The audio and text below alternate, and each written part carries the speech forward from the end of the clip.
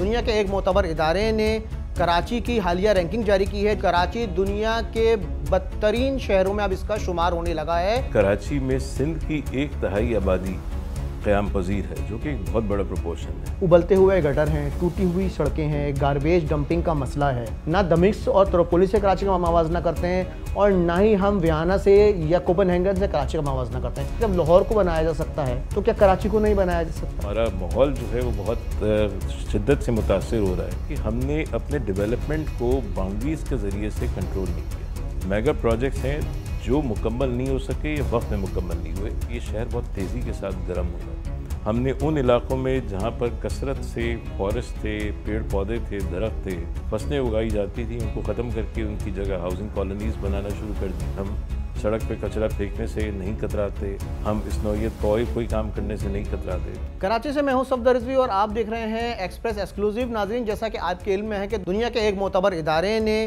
کراچی کی حالیہ رینکنگ جاری کی ہے، جس میں کراچی کا 169 نمبر ہے۔ یہ 169 نمبر آؤٹ آف 173 ہے، یعنی کراچی دنیا کے بدترین شہروں میں اب اس کا شمار ہونے لگا ہے۔ یہ رینکنگ حال ہی میں جاری کی گئی ہے۔ یہ ادارہ برطانیہ کا ایک ادارہ ہے جو شہروں میں قابل رہائش شہروں کی ایک رینکنگ جاری کرتا ہے، جس میں کراچی کو یہ مارکس دیے گئے ہیں۔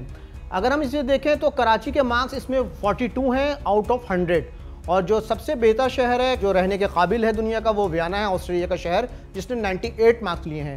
کراچی 169 نمبر پر ہے، اور کراچی سے اگر بے حال شہر ہیں تو وہ ڈماسکس کہلائے گا یا تروپولی کہلائے گا، لیبیا کا شہر، جبکہ جو بہترین شہر ہے اس میں آسٹریلیا کا شہر ویانا ہے، ڈنمارک کا شہر کوپن ہیگن شامل ہے۔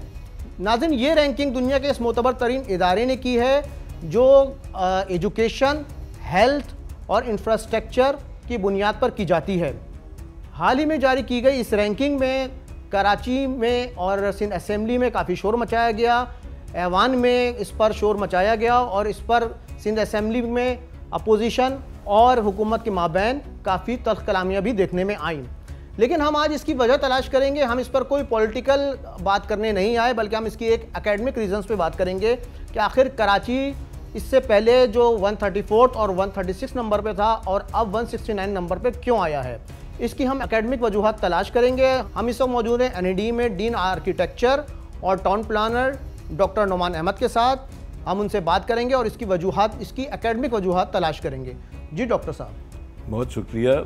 آپ نے ابتدائیہ کے اندر جو منظر کشی کی کراچی کی، میرے خیال سے وہ بہت اہم ہے کہ یہ جو رینکنگز جاری ہوتی ہیں ہمیشہ یہ کمپیریٹیو ہوتی ہیں، اور اس میں ہم موازنہ کرتے ہیں کہ جو بہتر پرفارم کرنے والے شہر ہیں اس سے ہمارے شہر، خاص طور پہ کراچی کا جو اس وقت کا اسٹیٹس ہے وہ کیوں موجودہ حالت میں۔ تو اس کی چند جو بنیادی وجوہات ہیں وہ میں آپ کے سامنے رکھتا ہوں۔ پہلی وجہ تو یہ ہے کہ کراچی سائز کے حساب سے اگر آپ دیکھیں تو ایک بہت بڑا شہر ہے، بلکہ بعض اکیڈیمک ڈیفینیشنز کے حساب سے اگر ہم اس کو جانچیں تو کراچی ایک اربن ریجن بن گیا ہے، یعنی ایک ایسا علاقہ جو اربنائزیشن کی ایک بہت بڑی پروسیس کو اپنے اندر سموئے ہوئے ہے۔ مختلف اعداد و شمار کراچی کی آبادی کے بارے میں ظاہر کیے جاتے ہیں، لیکن اگر ہم سرکاری اعداد و شمار کے حساب سے بھی اس کو سامنے رکھیں تو کراچی تقریباً 22 ملین افراد کا شہر ہے، یعنی 2 کروڑ 20 لاکھ۔ تو یہ ایک بہت بڑا نمبر ہے۔ دنیا میں کافی ممالک ایسے ہوں گے جن کی آبادی شاید اتنی بڑی نہ ہو۔ تو ایک تو بہت اہم آسپیکٹ یہ ہے کہ اس کا یہ سائز۔ دوسری جو اہم بات ہے وہ یہ ہے کہ آبادی کا جو اوورال سائز ہے اس کے پیچھے محرکات ہوتے ہیں۔ کراچی کی جو آبادی کا اضافہ ہے اس میں ایک بہت بڑا ریزن کنٹینیوس ان مائیگریشن ہے۔ آس پاس کے علاقوں سے، جس میں پاکستان کے مختلف ریجنز، صوبے شامل ہیں، وہاں سے لوگ کراچی میں آ کے آباد ہوتے ہیں، اور اس میں آباد ہونے کی ایک بہت بڑی وجہ یہ ہے کہ یہ انسٹنٹلی لوگوں کو زندگی گزارنے کا وسیلہ فراہم کرتا ہے۔ ہم سب افغان جو ہمارے بھائی ہیں ان سے واقف ہیں کہ ایک طویل عرصے سے وہ یہاں پر بحیثیت مہاجرین قیام پذیر تھے، اور حکومت نے مختلف ڈرائیوز بھی ان کے حوالے سے چلائیں جس میں کوشش کی گئی کہ وہ اپنے وطن واپس جا سکیں، لیکن ظاہر ہے کہ یہ مکمل تو نہیں ہوئی۔ ڈاکٹر صاحب، اس میں اگر ہم یہ دیکھتے ہیں کہ جو لوگ بہتر زندگی کی تلاش میں یا روزگار کی تلاش میں کراچی کی طرف مائیگریٹ کرتے ہیں، لیکن جب ہم اور اس کے علاوہ باقی ایک بہت بڑی آبادی کراچی کی جو ہے جو برس سے یا کئی دہائیوں سے کراچی میں آباد ہے، جو نیٹو ہیں کراچی کے. تو یہ دو طرح کے لوگ ہیں.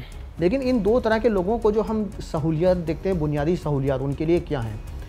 ابلتے ہوئے گٹر ہیں، ٹوٹی ہوئی سڑکیں ہیں، گاربیج ڈمپنگ کا مسئلہ ہے. یہ سارے جو مسائل ہیں یا عدم وسائل، یہ کراچی میں چاہے وہ آبادی جو ہجرت کر کے آ رہی ہو یا کراچی کی وہ آبادی جو پہلے سے کراچی میں رہی ہو، یہ سارے مسائل سب کے لیے یکساں ہیں.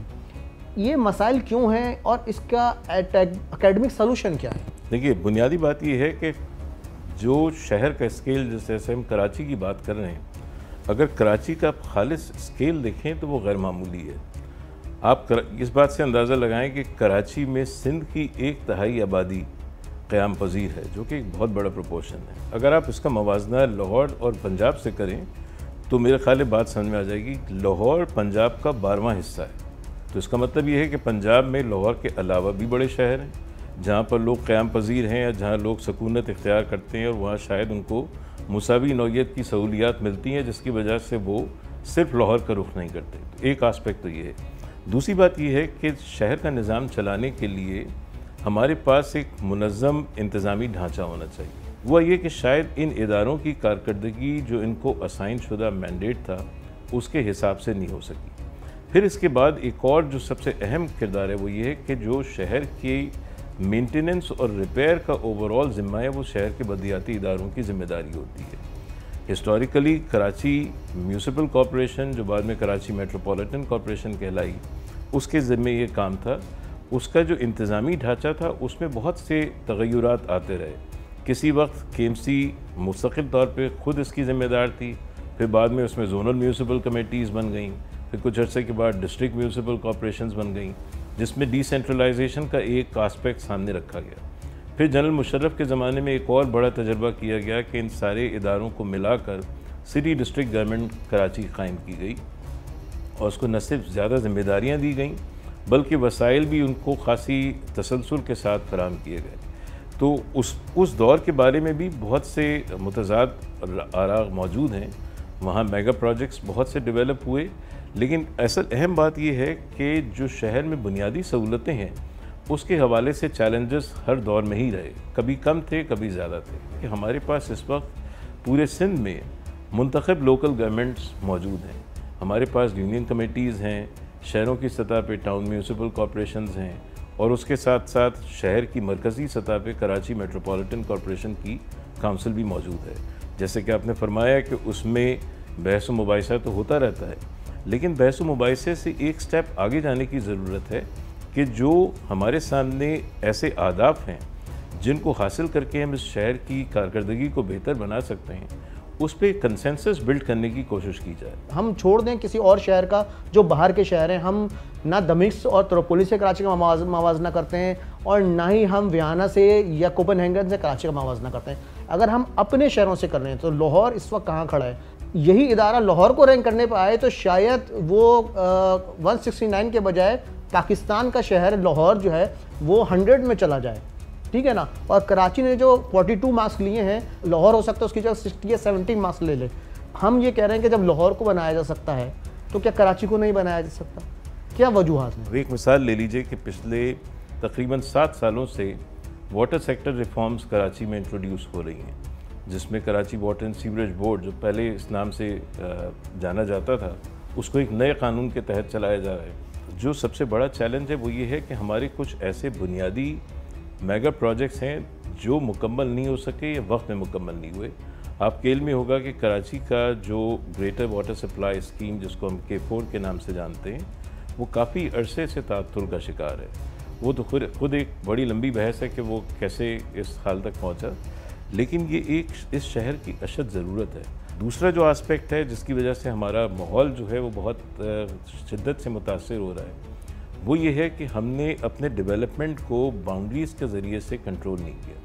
دیکھیں، کوئی دنیا کا شہر یا وہ شہر جن کے آپ نے ابتدا میں نام لیے، جیسے ویانا ہے یا اور دوسرے شہر ہیں، ان سب شہروں کی باؤنڈریز متعین ہیں، اور یہ شہر اپنی باؤنڈریز کراس نہیں کرتے.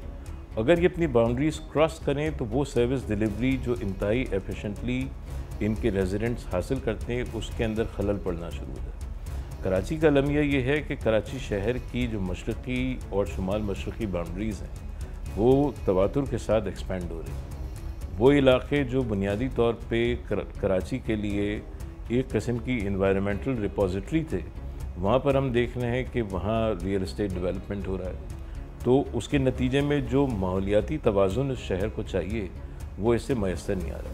ایک اور جو بہت اہم فیکٹر جو میرے خیال ہے اس شہر کے رہنے والے تمام ریزیڈنٹس اب فیل کرتے ہیں، وہ یہ کہ یہ شہر بہت تیزی کے ساتھ گرم ہو رہا ہے۔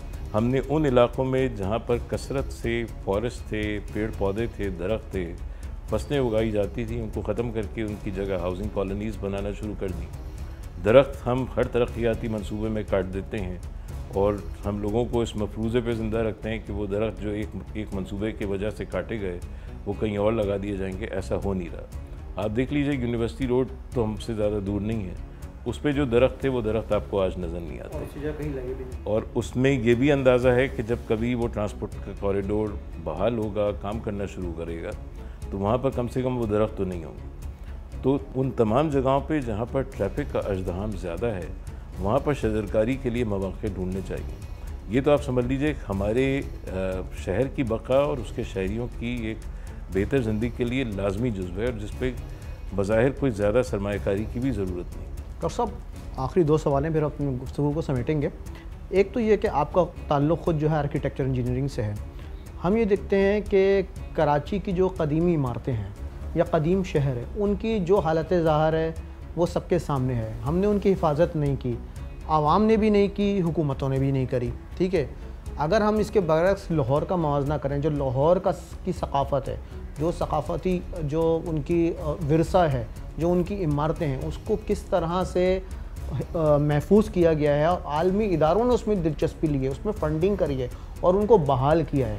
جبکہ کراچی میں بھی کیا ثقافت کے اعتبار سے، ان عمارتوں کے اعتبار سے کراچی ہرگز پیچھے نہیں تھا، لیکن اس کی حفاظت کے حساب سے ہم بہت پیچھے رہ گئے۔ ایک بات تو یہ۔ دوسری بات یہ کہ کیا آپ یہ بھی سمجھتے ہیں کہ ہم تو سارا کا سارا بلیم جو ہے حکومتوں پہ ڈالتے ہیں، چاہے وہ شہری حکومت پہ ڈالیں یا صوبائی حکومت پہ ڈالیں یا موجودہ پوزیشن پہ ڈالیں، لیکن کیا عوام جو کراچی میں رہتے ہیں، چاہے وہ کراچی کے نیٹو ہوں یا دوسرے صوبوں سے ہجرت کر کے روزگار کے مواقع تلاش کرنے کراچی آتے ہوں، کیا وہ کراچی کو اون کرتے ہیں؟ دیکھیے، 2 باتیں۔ پہلے تو آپ نے کراچی کے ثقافتی ورثے اور تاریخی عمارتوں کی بات کی، اس پہ میں چند کلمات آپ کے سامنے عرض کروں کہ کراچی جو ہے عام طور پہ سمجھا جاتا ہے کہ اس کی جو اصل نشو و نما ہے اور اس کی تعمیر ہے یہ انگریزوں کے دور میں ہوئی۔ یہ بات خاصی حد تک درست ہے، لیکن کراچی انگریزوں سے پہلے بھی موجود تھا، اور اس دور کے بہت سے ایسے آثار پرانے شہر میں موجود بھی ہیں۔ انگریزوں کے دور کی جو عمارتی ورثے کی بات ہے وہ وسیع ہے، تو اس میں گورنمنٹ کے پاس ابھی بھی بہت سی ایسی عمارتیں ہیں جو پبلک ایکسیس میں ہیں۔ اگر وہ سائنٹیفک پروسیس کے تحت ریسٹور ہوں گی تو نہ صرف یہ کہ لوگوں کو حوصلہ ملے گا، بلکہ اس کے ساتھ ساتھ آپ کو ایسے ایکسپیریمنٹس کرنے کا بھی موقع ہوگا کہ پرانی عمارتوں کی دیکھ بھال اور ریسٹوریشن کیسے کی جاتی ہے۔ ان میں سے اکثریت جو عمارتوں کی ہے وہ ایسی جگہوں پہ جہاں لینڈ ویلیوز بہت زیادہ ہیں، اور وہاں پر بہت سے ایسے ڈیولپرز موجود ہوتے ہیں جو ان تمام صاحبان کو ان کی منہ مانگے قیمت دے کے وہ عمارتیں خریدنے میں انٹرسٹڈ ہوتے ہیں، اور پھر اس کو ڈیمالش کر کے وہ کثیر المنظرہ عمارتیں اس کی جگہ بنا دیتے ہیں۔ دوسری بات پہ میں آؤں، جو آپ نے سماجی رویے کی بات کی۔ سماجی رویہ جو ہے وہ ہمیشہ میری ناقص رائے میں ایلیٹ طے کرتی ہے۔ آپ دیکھ لیجئے کہ ایلیٹ وہ لوگ جو کہ ویل پرووائڈڈ ہیں، جن کے پاس وسائل ہیں، جو اثر رسوخ رکھتے ہیں، اگر وہ اپنا رویہ ٹھیک رکھیں گے، وہ لا ابائڈنگ سٹیزنز بنیں گے، وہ ایک ایسے ذمہ دار شہری بنیں گے کہ جو نہ خود کچرا پھیلائیں گے، نہ اپنا جو رویہ ہے وہ غیر مہذب رکھیں گے، تو آہستہ آہستہ یہ رویہ خود بخود عوام کے دوسرے طبقات کی طرف سرایت کر جائے گا۔ بدقسمتی سے ایلیٹ کا حال ہمارے شہر میں بہت ہی عجیب و غریب ہے۔ آپ نے دیکھا ہوگا کہ جس طرح کے روڈ ریج کے واقعات دیکھنے میں آتے ہیں، لوگ اپنے اثر رسوخ کو اور جو اپنے پاس مہیا وسائل ہیں، اپنی پریویلیج ہے، اس کا بیجا استعمال کرتے ہیں۔ وہی چیز ہمارے روزمرہ کی زندگی میں نظر آتی ہے کہ ہم سڑک پہ کچرا پھینکنے سے نہیں کتراتے، ہم اس نوعیت کا کوئی کام کرنے سے نہیں کتراتے۔ تو میری گزارش یہ ہوگی کہ کراچی کی ایلیٹ اتفاق سے زیادہ تر کراچی کے جنوب میں پائی جاتی ہے، تو اگر جنوب کو ہم ٹھیک کرنے کی کوشش کریں گے تو شمال اور مشرق خود بخود ٹھیک ہونا شروع ہو جائے گا، اور اس کے امکانات بھی اس لیے بہت بہتر ہیں کیونکہ جنوب کا کافی علاقہ جو ہے وہ ایک اتھارٹی کے ماتحت ہے، ڈیفنس ہاؤسنگ اتھارٹی کے، اور اگر کم سے کم وہ اس کو بہتر بنا لیں گے، وہاں ان سماجی رویوں کو فروغ دیں گے، تو آہستہ آہستہ یہ چیزیں شہر کے باقی علاقوں کی طرف بھی سرایت کر جائیں گے۔ جی ناظرین، جیسا کہ آپ نے سنا کہ کراچی کی نشوونما انگریزوں کے دور میں ہوئی۔ یہ دور آج سے 150 سال اور اس سے بھی پرانا تھا، جب کراچی اس سے پہلے بھی قائم ہو چکا تھا لیکن نشوونما انگریزوں کے دور میں پا رہا تھا۔ اس وقت کراچی کی وہ عمارتیں جو آج آپ ثقافتی طور پہ دیکھتے ہیں وہ بنائی گئیں اور اس کی حفاظت کی گئی، لیکن اب کراچی پھیل گیا ہے۔ کراچی میں پہلے سے لوگ موجود ہیں جو ہجرت کر کے آئے تھے اور یہ ہجرت مسلسل جاری ہے۔ اب کراچی میں لوگ دوسرے صوبوں سے اور دوسرے شہروں سے بھی آ رہے ہیں، لیکن ڈاکٹر صاحب نے یہاں پر ایک بہت اہم نقطہ اٹھایا ہے کہ سارا معاملہ کراچی کی ایلیٹ کا ہے، یا سارا معاملہ نہیں بھی ہے تو کراچی کی ایلیٹ ایک کافی بڑی حد تک اس کی ذمہ دار ہے کہ وہ رول ماڈل کے طور پہ سامنے آئے، وہ شہر کی حفاظت کے طور پہ سامنے آئے، کراچی کا جنوب اس طرح نظر آئے کہ باقی شہری اس رویے کو اپنائیں اور دیگر کراچی کو بچا سکیں۔ لیکن یہ رویہ کراچی کی ایلیٹ سے شروع ہوگا، جس کے لیے ہمیں اپنا کردار ادا کرنا ہوگا۔